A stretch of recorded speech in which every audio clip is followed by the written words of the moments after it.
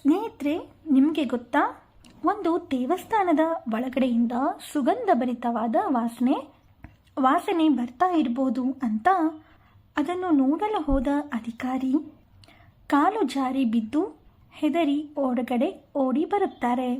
ದೇವಸ್ಥಾನದ ಒಳಗಡೆಯಿಂದ ಬರ್ತಾ ಇದ್ದ ವಾಸನೆ ಯಾವುದು ಅಂತ ಗೊತ್ತಾದರೆ ಖಂಡಿತ ನೀವು ಕೂಡ ಶಾಕ್ ಆಗ್ತೀರಾ. ಇದಕ್ಕೆ ಹೋಲಿಕೆ ಇರುವ ದೇವಸ್ಥಾನ ಪ್ರಪಂಚದಲ್ಲಿ ಎಲ್ಲಿ ಹುಡುಕಿದರೂ ಸಿಗೋದಿಲ್ಲ. ವಿಶ್ವದ 7 ಅದ್ಭುತಗಳು ಕೂಡ ಈ ದೇವಸ್ಥಾನದಲ್ಲಿ ಇದೆ ಅಂತ ಹೇಳಿದರೂ ಕೂಡ ತಪ್ಪಾಗೋದಿಲ್ಲ. ಸ್ನೇಹಿತರೆ, ವಿಡಿಯೋ ತುಂಬ ಇಂಟ್ರೆಸ್ಟಿಂಗ್ ಆಗಿದೆ. ಯಾರೂ ಕೂಡ ವಿಡಿಯೋನ ಸ್ಕಿಪ್ ಮಾಡದೆ ಪೂರ್ತಿಯಾಗಿ ನೋಡಿ. ಹಾಗೆ ನನ್ನ ಈ ಚಾನೆಲ್ನ ಸಬ್ಸ್ಕ್ರೈಬ್ ಮಾಡಿ. ಹಾಗೆ ಯಾವುದಪ್ಪ ಈ ದೇವಸ್ಥಾನ ಅಂತ ನೀವು ಯೋಚನೆ ಮಾಡ್ತಾ ಇದ್ದೀರಾ? ಈ ದೇವಸ್ಥಾನದ ಹೆಸರು ಬಾನ್ಶಾ ಜೈನ್ ಟೆಂಪಲ್. ಇದು ಇರೋದು ರಾಜಸ್ಥಾನದಲ್ಲಿ. ಇದನ್ನು ಸೀತಾ ಬಾದ್ಶಾ ಟೆಂಪಲ್ ಅಂತ ಕೂಡ ಕರೀತಾರೆ. ಇದೇ ದೇವಸ್ಥಾನದ ಒಳಗಿನಿಂದ ರಾತ್ರಿ ಸುಗಂಧಭರಿತ ವಾಸನೆ ಬರ್ತಾ ಇದೆ ಅಂತ ಏನಿರಬಹುದು ಅಂತ ಒಳಗೆ ಕಾಲಿಟ್ಟ ಅಧಿಕಾರಿ ಕಾರು ಜಾರಿ ಬೀಳ್ತಾನೆ. ನಂತರ ಆಗಿದ್ದೆಲ್ಲವೂ ಕೂಡ ಇತಿಹಾಸ ಅಷ್ಟೇ. 1468ನೇ ಇಸ್ವಿಯಲ್ಲಿ ಬಿಕಿನಿ ನಗರದಲ್ಲಿದ್ದ ಅತ್ಯಂತ ಶ್ರೀಮಂತ ಜೈನ್ ಮರ್ಚೆಂಟ್ ಅಂದ್ರೆ ವ್ಯಾಪಾರಿ. ಆಗಿನ ಸಮಯದಲ್ಲಿ ರಾಜರಿಗಿಂತ ಹೆಚ್ಚು ಶ್ರೀಮಂತನಾಗಿದ್ದಂತೆ ಈ ವ್ಯಾಪಾರಿ. ಈತನ ಹೆಸರು ಬಾನ್ಶಾ ಓಸ್ವಾಲ್. ಈ ಶ್ರೀಮಂತ ವ್ಯಾಪಾರಿ ಮತ್ತು ಈತನ ಸಹೋದರೆಲ್ಲರೂ ಸೇರಿ ದೇವಸ್ಥಾನದ ನಿರ್ಮಾಣ ಕಾರ್ಯ ಆರಂಭ ಮಾಡ್ತಾರೆ. ಆದ್ರೆ ದೇವಸ್ಥಾನದ ನಿರ್ಮಾಣ ಕಾರ್ಯ ಮಧ್ಯದಲ್ಲೇ ಬಾನ್ಶಾ ಓಸ್ವಾಲ್ ಅವರು ಸಾವನ್ನಪ್ತಾರೆ. ದೇವಸ್ಥಾನ ಕಟ್ಟೋದು ಅರ್ಧದಲ್ಲೇ ನಿಲ್ಲುತ್ತೆ. ಕೆಲವು ವರ್ಷಗಳ ನಂತರ ಈ ವ್ಯಾಪಾರಿ ಮಗಳು ದೇವಸ್ಥಾನ ಕಟ್ಟೋದನ್ನ ಮತ್ತೆ ಆರಂಭ ಮಾಡ್ತಾರೆ.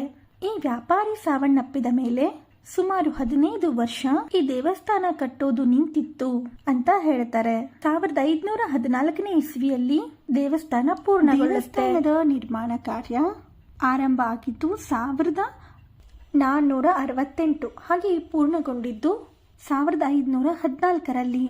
ಈ ದೇವಸ್ಥಾನ 1 ವರ್ಷದಲ್ಲಿ ನಿರ್ಮಾಣ ಮಾಡಬೇಕು ಅಂತ ಅಂದುಕೊಂಡಿದ್ರಂತೆ. ಆದರೆ ಆಗಿದ್ದು ಬರೋಬ್ಬರಿ 46 ವರ್ಷದಲ್ಲಿ ಈ ದೇವಸ್ಥಾನದ ನಿರ್ಮಾಣ ಕಾರ್ಯ ಪೂರ್ಣ ಆಗುತ್ತೆ. ಆದರೆ ಅತಿ ದೊಡ್ಡ ಸಮಸ್ಯೆ ಕೂಡ ಎದುರಾಗುತ್ತೆ. ಅದೇನು ಅಂದರೆ, ಆಗಿನ ಸಮಯದಲ್ಲಿ ಈ ರಾಜಸ್ಥಾನ್ ರಾಜ್ಯದಲ್ಲಿರುವ ಬಿಕಿನಿ ಈ ಲುಂಕರನ್ ರಾಜ ಮತ್ತೆ ಪ್ರಜೆಗಳ ಮಧ್ಯೆ ಯಾವುದೋ ಒಂದು ವಿಚಾರವಾಗಿ ಜಗಳ ಆರಂಭ ಆಗುತ್ತೆ. ಅದು ಹಿಂಸಾಚಾರಕ್ಕೂ ಕೂಡ ತಿರುಗುತ್ತೆ. ಪ್ರಜೆಗಳ ಮೇಲೆ ಇದ್ದ ಸಿಟ್ಟು, ಕೋಪ ಇರೋದ್ರಿಂದ ಬಿಕಿನಿ ನಗರದಲ್ಲಿದ್ದ ಎಲ್ಲ ದೇವಸ್ಥಾನದ ಬಾಗಿಲುಗಳನ್ನು ಮುಚ್ಚಿಸಲು ಆದೇಶ ಕೊಡುತ್ತಾನೆ. ರಾಜನ ಆದೇಶದಂತೆ ಸಿಬ್ಬಂದಿಗಳು ನಗರದಲ್ಲಿರುವ ಎಲ್ಲ ದೇವಸ್ಥಾನದ ಬಾಗಿಲುಗಳನ್ನು ಮುಚ್ಚಿಸಲಾಗುತ್ತೆ. ಆಗ ತಾನೇ ದೇವಸ್ಥಾನದ ಕೆಲಸಗಳು ಮುಗಿದು ಬಾಗಿಲು ತೆರೆಯಲು ಸಜ್ಜಾಗಿದ್ದ ಈ ಬಾದ್ಶಾ ದೇವಸ್ಥಾನ ಇದಕ್ಕೂ ಕೂಡ ಹೊಡೆತ ಬೀಳುತ್ತೆ. ದೇವಸ್ಥಾನದ ಬಾಗಿಲು ತೆರೆಯೋದೇ ಇಲ್ಲ. ಯಾರೊಬ್ಬ ಪ್ರಜೆಗಳಿಗೆ ಆಗಲಿ ಈ ದೇವಸ್ಥಾನದ ಬಗ್ಗೆ ಗೊತ್ತೇ ಆಗೋದಿಲ್ಲ.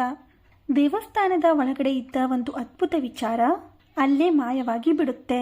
ಈ ದೇವಸ್ಥಾನದ ಬಾಗಿಲು ಮೊದಲು ತೆರೆದಿತ್ತು ಯಾವಾಗ ಅಂದ್ರೆ, ನಿರ್ಮಾಣ ಕಾರ್ಯ ಆರಂಭ ಆಗಿ 100 ವರ್ಷ ಆದ್ಮೇಲೆ 1631ನೇ ಇಸ್ವಿಯಲ್ಲಿ.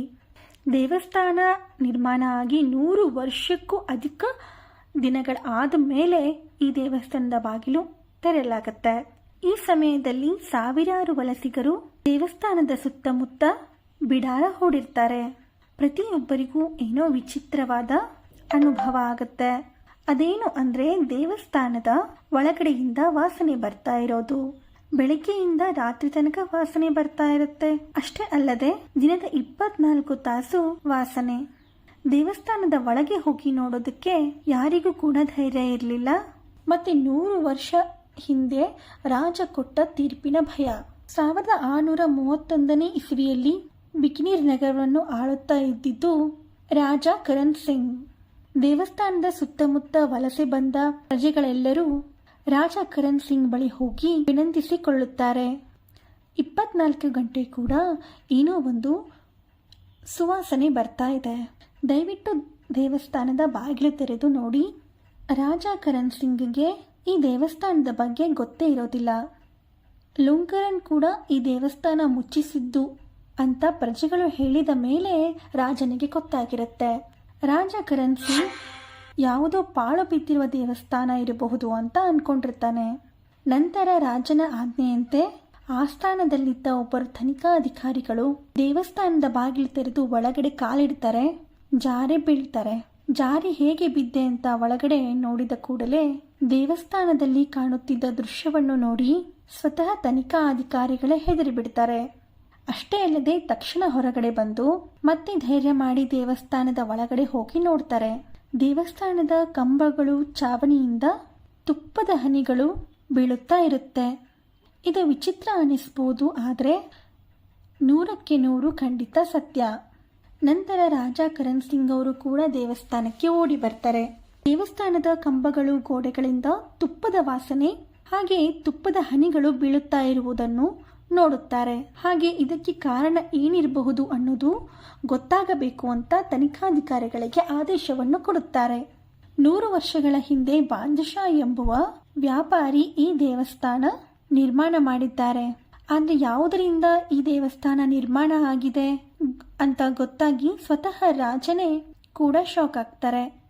ಅಸಲಿಗೆ ಈ ದೇವಸ್ಥಾನ ನಿರ್ಮಾಣ ಆಗಿರೋದು ಬರೋಬ್ಬರಿ 40,000 kg ತುಪ್ಪದಿಂದ. ಹೌದು, 40,000 kg ತುಪ್ಪವನ್ನು ಬಳಸಿ ಈ ದೇವಸ್ಥಾನ ನಿರ್ಮಾಣ ಆಗಿರೋದು. ಈ ದೇವಸ್ಥಾನದ ಮೇಲೆ ನಡೆದ ರಿಸರ್ಚ್ ಡೀಟೇಲ್ಸ್ ಮತ್ತು ದೇವಸ್ಥಾನದ ಸಂಪೂರ್ಣ ಮಾಹಿತಿ ಡಿಸ್ಕ್ರಿಪ್ಷನ್ ಬಾಕ್ಸ್ನಲ್ಲಿದೆ, ಚೆಕ್ ಮಾಡ್ಕೊಳ್ಳಿ. ಹಾಗೆ ಪೇಪರ್ ಆರ್ಟಿಕಲ್ಸ್ ಲಿಂಕನ್ನು ಓಪನ್ ಮಾಡಿ ಓದಬಹುದು. ದೇವಸ್ಥಾನ ಸಂಪೂರ್ಣ ತುಪ್ಪದಿಂದಲೇ ನಿರ್ಮಾಣ ಆದ ಕಾರಣ ದೇವಸ್ಥಾನದ ಒಳಗಡೆಯಿಂದ ವಾಸನೆ ಬರ್ತಾ ಇರುತ್ತೆ. ಇಂದಿಗೂ ಕೂಡ ಬೇಸಿಗೆ ಕಾಲದಲ್ಲಿ ತುಪ್ಪ ಕರಗಿ ನೆಲಕ್ಕೆ ಬೀಳುತ್ತೆ. ತುಪ್ಪ ಕರಗಿ ನೆಲಕ್ಕೆ ಬಿದ್ದರೆ ದೇವಸ್ಥಾನಕ್ಕೆ ಹಾನಿ ಆಗಲ್ವಾ ಅಂತ ನೀವು ಕೇಳಬಹುದು. ಖಂಡಿತವಾಗಿಯೂ ಕೂಡ ಹಾನಿ ಆಗಲ್ಲ. 12ನೇ ಶತಮಾನದಲ್ಲಿ ಯಾವ ರೀತಿಯ ತಂತ್ರಜ್ಞಾನವನ್ನು ಬಳಸಿ ಈ ದೇವಸ್ಥಾನವನ್ನು ಕಟ್ಟಿದ್ದಾರೆ ಎಂದರೆ, ತುಪ್ಪ ನೆಲಕ್ಕೆ ಬಿದ್ದ ತಕ್ಷಣ ನಿಧಾನವಾಗಿ ಒಳಗೆ ಹೋಗಿ ತನ್ನ ಜಾಗಕ್ಕೆ ವಾಪಸ್ ಹೋಗುತ್ತೆ. ಈಗಿನ ಸಮಯದಲ್ಲೂ ಕೂಡ ಈ ರೀತಿಯ ತಂತ್ರಜ್ಞಾನ ಬಂದಿಲ್ಲ ಅಂತಾನೆ ಹೇಳ್ಬೋದು. ಈಗಿನ ಸಮಯದಲ್ಲಿ ಮನೆ ಕಟ್ಟೋಕ್ಕಾಗಲಿ, ಕಟ್ಟಡ ಕಟ್ಟೋಕ್ಕಾಗಲಿ, ದೇವಸ್ಥಾನ ಕಟ್ಟೋಕೆ ಆಗಲಿ ಸಿಮೆಂಟನ್ನು ಬಳಸಲಾಗುತ್ತೆ. ಆದರೆ 12ನೇ ಶತಮಾನದಲ್ಲಿ ಈ ಸಿಮೆಂಟ್ ಇರಲಿಲ್ಲ. ಹಾಗಾಗಿ ವಿಭೂತಿ, ಬೆಲ್ಲ, ಅನ್ನದ ಗಂಜಿ ಮತ್ತು ಹಲವಾರು ವಸ್ತುಗಳನ್ನು ಮಿಶ್ರಣ ಮಾಡಿ ಗಾರೆ ತಯಾರು ಮಾಡುತ್ತಿದ್ದರು. ಮಿಶ್ರಣ ಮಾಡೋದಿಕ್ಕೆ ನೀರಿನ ಬದಲು ಈ ದೇವಸ್ಥಾನಕ್ಕೆ ಬಳಸಿದ್ದು ಬರೋಬ್ಬರಿ 40,000 kg ತುಪ್ಪವನ್ನ. ದೇವಸ್ಥಾನದ ಒಳಗಡೆ ಕಾಲಿಟ್ರೆ ತುಪ್ಪದ ಒಳಗಡೆ ಮುಳುಗಿದ್ದೇವೆ ಅಂತಹ ಅನುಭವ ಆಗುತ್ತೆ. ಅಷ್ಟೊಂದು ಸುಗಂಧಭರಿತವಾದ ವಾಸನೆ ಬರುತ್ತೆ. ದೇವಸ್ಥಾನದ ಒಳಗಡೆ ಬರೋಬ್ಬರಿ 500ಕ್ಕೂ ಹೆಚ್ಚು ಚಿತ್ರಕಲೆಗಳು ಇವೆ. ಇವುಗಳನ್ನು ಯಾವುದರಲ್ಲಿ ಮಾಡಿದ್ದಾರೆ ಅಂದ್ರೆ ಹಣ್ಣಿನ ರಸವನ್ನ ಬಳಸಿ ಮಾಡಿರುವಂತಹದ್ದು. ದೇವಸ್ಥಾನದ ಒಳಗಡೆ 15 ಕಂಬಗಳಿದೆ. 15 ಕಂಬಗಳಿಗೆ ಬರೋಬ್ಬರಿ 205 ವಿವಿಧ ರೀತಿಯ ಹೂಗಳಿಂದ ತಯಾರಿಸಿದ ಬಣ್ಣವನ್ನು ಬಳೆಯಲಾಗಿದೆ. ಈ ದೇವಸ್ಥಾನದ ಒಳಗಡೆ ಎಲ್ಲವೂ ವಿಸ್ಮಯ ಮತ್ತು ಅದ್ಭುತವೇ ತುಂಬಿದೆ. ಹಾಗೆಯೇ ಈ ದೇವಸ್ಥಾನವನ್ನು ಯಾರ್ಯಾರು ನಿಮ್ಮ ಕಣ್ಣಾರೆ ನೋಡಿದ್ದೀರಾ ಅದನ್ನು ಕಮೆಂಟ್ ಮೂಲಕ ತಿಳಿಸಿ. ಹಾಗೆ ನೀವೇನಾದರೂ ರಾಜಸ್ಥಾನಕ್ಕೆ ಹೋದರೆ ದಯವಿಟ್ಟು ಈ ದೇವಸ್ಥಾನವನ್ನು ಒಂದು ಬಾರಿ ಭೇಟಿ ಕೊಟ್ಟು ಬನ್ನಿ. ಯಾಕೆ ಅಂದರೆ ಈ ರೀತಿಯ ದೇವಸ್ಥಾನ ಪ್ರಪಂಚದಲ್ಲಿ ಎಲ್ಲಿಯೂ ನೋಡೋದಕ್ಕೆ ಸಾಧ್ಯವಿಲ್ಲ. ಸ್ನೇಹಿತರೆ, ನಿಮಗೆಲ್ಲರಿಗೂ ಈ ವಿಡಿಯೋ ಇಷ್ಟವಾಗಿದ್ದರೆ ವಿಡಿಯೋನ ಲೈಕ್ ಮಾಡಿ, ಶೇರ್ ಮಾಡಿ, ಹಾಗೆ ನನ್ನ ಚಾನೆಲ್ನ ಸಬ್ಸ್ಕ್ರೈಬ್ ಮಾಡಿ.